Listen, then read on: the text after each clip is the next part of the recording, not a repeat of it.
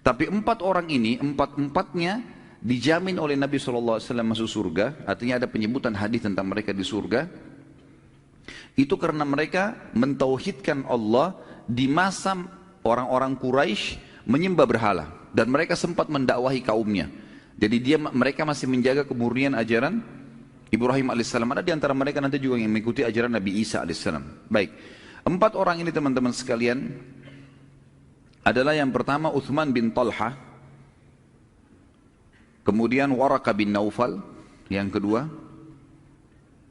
nanti saya ulangi lagi kalau ada yang mau tulis, yang ketiga Zaid ibn Amr bin Nufail, kemudian yang terakhir Qis bin Sa'ilah. Yang pertama Uthman bin Talha, yang kedua Waraka bin Naufal, yang ketiga Zaid ibn Amr ibn Nufail, dan yang keempat Qis bin Sa'ilah. Saya akan sebutkan kisah ringkasnya ke-4 orang ini. Ke-4 orang ini teman-teman orang yang gelisah sekali di Mekah, karena mereka sudah sepuh ya, sudah berumur, dan mereka memang tidak pernah menyembah berhala. Mereka gelisah melihat orang tawaf telanjang, orang sembah berhala, orang makan bangkai, minum darah, segala macam. Di Mekah jahiliyah luar biasa. Mereka mengganti zikir-zikir dan doa kepada Allah dengan bersiul dan tepuk tangan. Ya, begitu mereka pada saat tawaf gitu kan.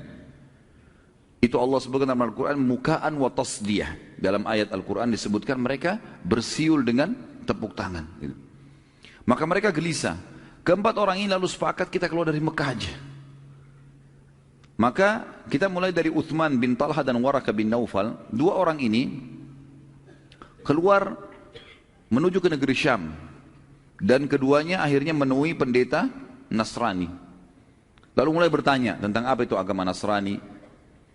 Pada saat itu dengan mengambil kesimpulan bahwasanya Nasrani mengimani ada Tuhan namanya Allah, dan mereka mengatakan Isa datang setelah Ibrahim, maka berimanlah Waraka bin Naufal dengan Uthman bin Talha. Ini ringkas cerita keduanya. Tentu Uthman bin Talha, saya pribadi tidak menemukan hadis menyebutkan tentang dia, tetapi Waraka bin Naufal ada. Sebagaimana saya jelaskan tadi kasus setelah bertemu dengan Nabi SAW, dan dia mengatakan, hai Muhammad, demi Allah yang menemui kau adalah Namusul Akbar. Nama lainnya Jibril AS yang telah menemui Musa. Kalau seandainya saya mendapatkan masa kau nanti diobatkan jadi Nabi, sudah diperintahkan berdakwah, maka aku akan jadi penolongmu. Nanti aku beriman padamu dan aku pada saat kaummu mengeluarkanmu dari kota ini. Terus Nabi SAW menyebutkan pada saat Waraka bin Naufal meninggal di masa 6 bulan fase terputusnya wahyu, aku diperlihatkan Waraka bin Naufal di surga. Kemudian kisah Zaid bin Amr bin Nufail, ini agak unik sedikit kisahnya. Zaid bin Amr bin Nufail lebih kritis, orangnya lebih kritis ya. Dia kemudian menemui pendeta Nasrani, dia menemui pendeta Yahudi, bukan pendeta Nasrani. Dia pergi ke negeri Syam, yang dia tanya-tanya ke orang, siapa orang yang paling pintar di muka bumi, yang mengenal Allah. Maka simpang siur berita mereka mengatakan pendeta Yahudi. Ditanya orang Yahudi, siapa pendeta kalian yang paling luar biasa, yang kalian anggap paling pintar? Ditunjuklah seseorang. Datanglah Zaid rahimahullah ke sana. Begitu ngobrol sama pendeta Yahudi, dia bilang, jelaskan kepada saya agama anda. Dijelaskanlah Nabi Musa, kitab Taurat, dan seterusnya, macam-macam hukum Allah. Tertarik Zaid bin Amr ini. Dia bilang, baik, saya tertarik, saya ingin masuk agama Yahudi. Bagaimana caranya? Waktu dia bilang bagaimana caranya, teman-teman sekalian, ini yang membuat Zaid batalin masuk Yahudi. Apa kata pendetanya? Kalau kau mau jadi Yahudi, kamu harus dimurkahi sama Allah dulu, baru kamu taubat, baru masuk Yahudi. Kata Zaid bin Amr, saya tinggalkan Mekah karena takut dari murkahnya Allah. Ngapain saya sekarang nyari murkahnya Allah? Gitu. Dia bilang itu syaratnya kalau mau Yahudi. Harus cari dulu masalah, biar Allah murkah, baru kau tobat. Kemudian baru bisa masuk agama Yahudi. Kata dia, saya tidak mau agama ini. Ada nggak orang yang pintar lain yang mengenal Allah selain anda? Dia bilang, saya tidak tahu. Kecuali pendeta Nasrani. Karena mereka mengaku ada Nabi setelah Musa. Baik, di mana tempat mereka? Ditunjuklah beberapa gereja. Pergilah Zaid bin Amr ini ke gereja. Tanya Nasrani, siapa pendeta yang paling pintar? Si fulan, didatangilah pendeta itu. Tanya-tanya Nasrani, ternyata memang informasinya lebih lengkap. Karena orang-orang Nasrani beriman tentang Musa. Tapi ada Nabi lagi setelahnya namanya Isa. Mereka beriman ada Taurat, mereka beriman ada kitab setelahnya namanya Injil. Berarti ini lebih sempurna. Apa hukum-hukum dijelaskan semua. Baik, setelah itu saya mau masuk agama Nasrani. Jawabannya pendeta Nasrani juga membuat dia tidak jadi masuk Nasrani. Apa jawabannya? Waktu ditanya bagaimana caranya masuk Nasrani, kata pendeta itu dalam riwayat ini, kamu harus sesat dulu. Setelah kamu sesat, gitu kan? Kemudian kau taubat baru jadi Nasrani. Kata dia, saya tinggalkan Mekah supaya nggak sesat. Ngapain saya harus sesat sekarang gitu? Dia bilang itu syaratnya. Kata Zaid, saya tidak mau kalau begitu. Agama apa yang mengenal Allah yang kau kenal, yang kau tahu? Dia bilang saya tidak tahu. Yang saya tahu cuma ada satu namanya agama Hanif. Apa itu agama Hanif? Agamanya Nabi Ibrahim alaihissalam. Kan Allah sebutkan Hanifah Muslimah. Ya, itu Ibrahim alaihissalam punya Hanif. Hanif itu agama lurus, mentauhidkan Allah. Pokoknya nggak ada sekutunya Allah. Allah itu Esa. Dan ini memang ajaran murni gitu kan. Lalu kata Zaid, bagaimana caranya? Siapa yang saya temui untuk saya belajar? Kata pendeta itu, tidak ada lagi. Nggak ada orang. Saya pun tidak tahu itu. Itu dulu agama di Mekah gitu.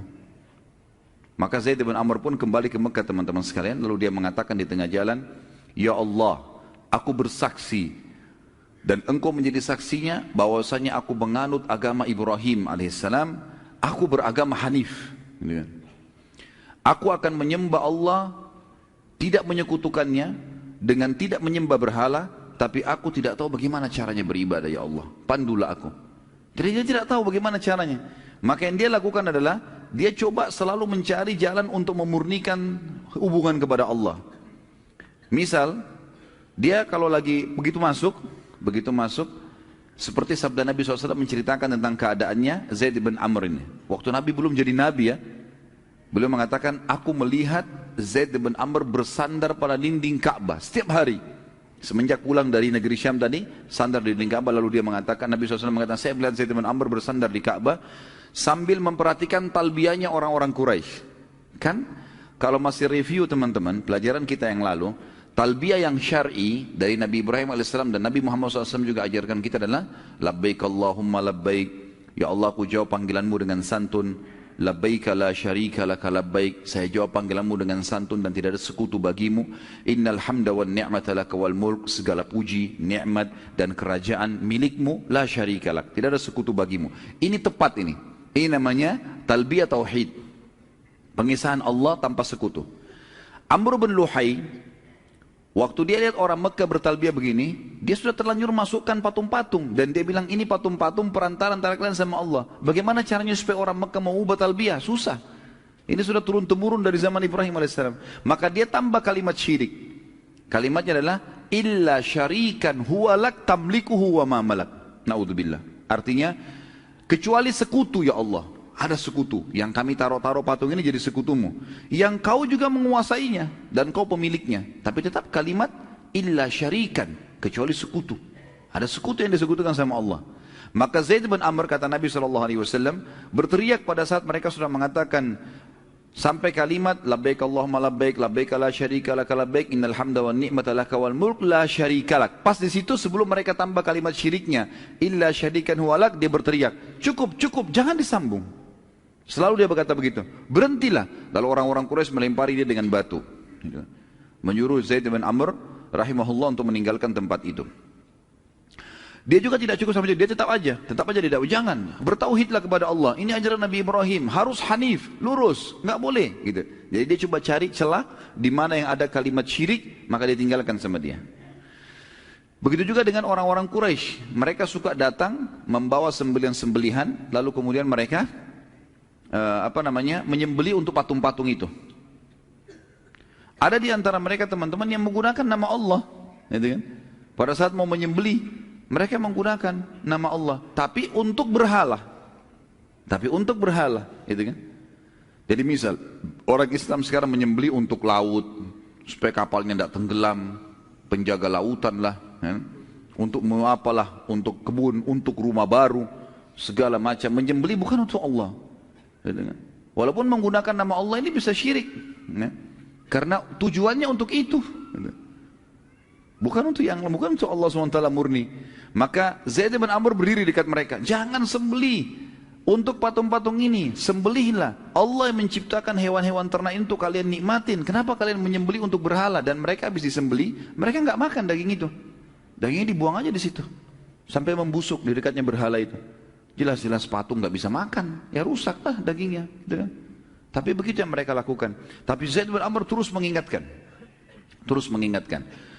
sampai akhirnya Zaid bin Amr ini meninggal. Dia wafat 5 tahun sebelum penobatan Nabi SAW jadi Nabi. Dan Nabi SAW bersabda dalam hadis sahih, aku melihat Zaid, aku diperlihatkan Zaid mengenakan pakaian-pakaiannya di surga. Juga dalam hadis yang lain, Zaid akan dibangkitkan satu umat. Jadi dia sendiri hari kiamat sendirian, seperti satu umat sendiri. Artinya dia dipastikan akan selamat dengan izin Allah. Dan Nabi SAW sempat bersahabat sama Zaid, karena Nabi SAW juga tidak sembah berhala. Tapi waktu itu belum ada perintah syariat, belum dinobatkan jadi Nabi, gitu kan. Yang terakhir, yang keempat teman-teman sekalian adalah Qis bin Sa'ilah. Qis bin Sa'ilah juga orang yang bertauhid dan tidak syirik. Dan dia lebih dulu berdakwah daripada Zaid bin Amr, daripada Uthman bin Talha, daripada Waraqah bin Naufal. Kalau Uthman bin Talha dan Waraqah bin Naufal, mereka tidak mendakwakan agama Nasrani di Mekah. Mereka cuma ambil buat diri mereka sendiri, gitu kan. Kalau Zaid bin Amr, dia menjalankan agama Ibrahim alaihissalam. Dan Qis bin Sa'ilah juga bertauhid. Tapi dia tidak menyatakan agama apa yang dia pegangi. Dia cuma berjalan dengan apa yang sudah dianggap bagian daripada syariat Ibrahim alaihissalam di Mekah. Karena dia sering melakukan atau melarang orang-orang menyembah berhala, menyembelih seperti Zaid bin Amr tadi, maka dia diusir dari Mekah. Waktu dia diusir dari Mekah, maka dia pun hidup di padang pasir. Dalam beberapa athar disebutkan kalau Qis bin Sa'ilah ini orangnya sangat dewasa, bijaksana, dan kadang-kadang orang Mekah kalau punya masalah bertanya kepada dia. Saking seringnya dia hidup di padang pasir dan sendirian, maka dia hidup bersama dengan uhush dalam bahasa Arab, dalam buku-buku sirah, atau sama hewan-hewan liar. Sampai dikatakan dalam salah satu kisah, beberapa orang Mekah pernah mau bertanya sama dia, minta pendapatnya. Dia sedang minum di genangan air bersama singa-singa, gitu kan. Dan pada saat itu dia sempat memukul beberapa ekor singa sambil mengatakan, berikan temanmu minuman. Jadi saking seringnya sudah hidup sama hewan-hewan ini. Dia tinggal 2 dari Mekah. Itu yang dinukil dari kisah Qis bin Sa'ilah. Dan juga ini sama dengan Uthman bin Talha yang tidak disebutkan atau tidak saya temukan. Saya pribadi ya, bahwasanya Nabi SAW bersabda mereka di surga. Tapi yang 2 tadi jelas-jelas ada hadisnya. Walaupun sebagian ulama mengatakan keempat nama ini karena mereka bertauhid, atau yang 2-nya mengikuti ajaran Isa alaihissalam, selama mereka tidak menyekutukan Allah. Dan kita tahu sebelum Nabi Muhammad SAW, setiap Nabi diutus untuk wilayah masing-masing. Misal Mekah, Nabi Ibrahim alaihissalam. Penduduk Mekah, walaupun di sana keluar Isa di Bani Israel, mereka cukup ikuti namanya ajaran Nabi Ibrahim alaihissalam. Mereka nggak perlu ikutin Injil. Tapi kalau ada di antara mereka yang mau pergi ke negeri Syam beriman, itu nggak ada masalah. Mereka ikuti syariatnya, karena Nabi-Nabi sebelum Nabi Muhammad SAW khusus untuk wilayahnya saja. Jadi kalau orang wilayah itu beriman pada Nabi itu, jalankan syariatnya sudah cukup. Kecuali Nabi Muhammad SAW, begitu beliau datang, seluruh dunia ini harus beriman. Nggak ada lagi wilayah yang terpilah-pilah. Masih ingat saya pernah cerita, Nabi Musa AS sezaman dengan Nabi Khidir. Beda, masing-masing punya syariat. Kemudian ada Nabi Shu'aib, mertuanya Nabi Musa AS, beda. Di Madian dengan Nabi Musa AS di Palestina dan Mesir. Kita tahu Nabi Isa zaman dengan sepupunya sendiri, Nabi Yahya. Masing-masing punya hukum. Gitu. Nabi Yahya AS punya hukum sendiri, gitu kan. Maka masing-masing berjalan. Dan orang-orang yang hidup di wilayah masing-masing kalau mengikuti syariat Nabinya sudah cukup. Tapi mereka harus mengimani keberadaan Nabi-Nabi yang lain. Cuma penerapan hukum seperti itu. Makanya tadi kalau ada yang bertanya, misal, bagaimana Waraqah bin Naufal bisa masuk surga sementara dia menganut agama Nasrani? Karena memang dia punya hak pada saat itu. Pada saat itu orang bisa mendatangi wilayah di mana ada Nabi lalu dia beriman padanya, menjalankan syariatnya. Nah, seperti itulah sebelum Nabi SAW.